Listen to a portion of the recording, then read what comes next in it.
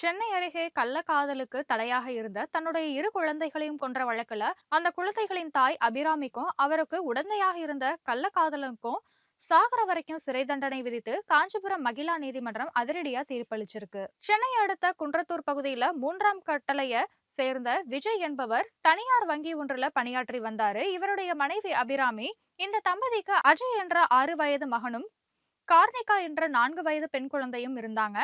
டிக்டாக்ல வீடியோ பதிவிட்டு பிரபலமான அபிராமிக்கும் அந்த பகுதியில பிரியாணி கடையில பணியாற்றி வந்த சுந்தரம் என்பவருக்கும் பழக்கம் ஏற்பட்டு அது கள்ளக்காதலா மாறியது. இந்த விவகாரமானது கணவரான விஜய்க்கு தெரிய வர அவரு கண்டிச்சிருக்காரு. இதனால இருவருக்கும் இடையே அடிக்கடி தகராறு ஏற்பட்டிருக்கு. இதனால ஆத்திரமடைந்த அபிராமி கள்ளக்காதலன் சுந்தரத்தோட சேர்ந்து வாழ முடிவெடுத்து தடையாக உள்ள கணவன் மற்றும் குழந்தைகளை கொலை செய்ய திட்டமிட்டாங்க.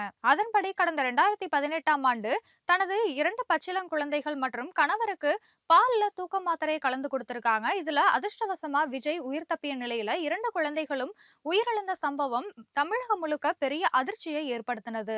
இது குறித்து புகாரின் பேர்ல குழந்தைகளை கொன்றுவிட்டு கள்ளக்காதலன் மீனாட்சி சுந்தரத்துடன் வெளியூருக்கு அபிராமி தப்ப முயன்ற போது போலீசார் இருவரையும் கைது செய்து சிறையில அடைத்தாங்க. இந்த வழக்கோட விசாரணையானது காஞ்சிபுரத்துல மகிழா நீதிமன்றத்துல நடைபெற்ற நிலையில இருதரப்பு வாதங்களும் முடிந்தால் அபிராமிக்கும் மீனாட்சி சுந்தரத்துக்கும் சாகர வரைக்கும் சிறை தண்டனை விதித்து நீதிமன்றம் உத்தரவிட்டது. மேலும் இருவருக்கும் தலா 15,000 ரூபாய் அபராதமும் விதிக்கப்பட்டது.